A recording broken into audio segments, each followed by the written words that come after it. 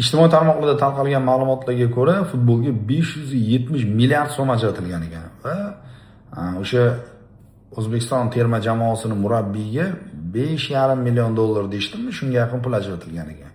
Endi tasdiqlangan ma'lumotlarni ko'rmadim. Agarda rostdan ham shunaqa bo'lsa, bitta savol tug'iladi deyman-da. Bizga futbol shu daraja zarurmi?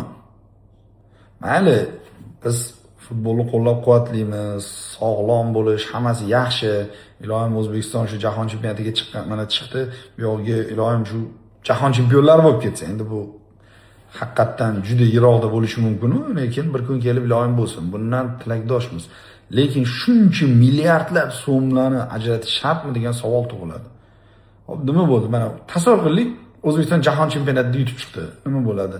Pensionerning pensiyasi oshib qoladimi? Yoki stipendiyalar ko'tariladi, yo kontraktlar to'lanib qoladimi odamlarning? Yo uysizlar uy bilan ta'minlanib qoladimi? Toshkent shahrini qaranglar, hamma ko'p qavatli binoda ijarachilar bor. Bu yaxshi kundan emas-ku.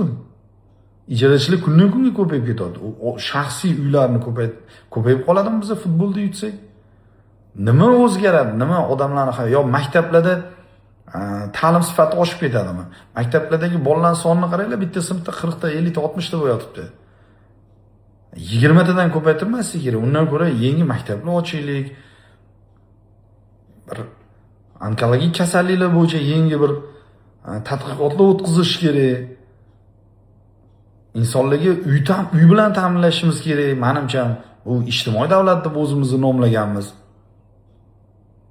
Yangidan yangi jarimalar, har xil soliqlarni yo'q qilish kerak undan ko'ra.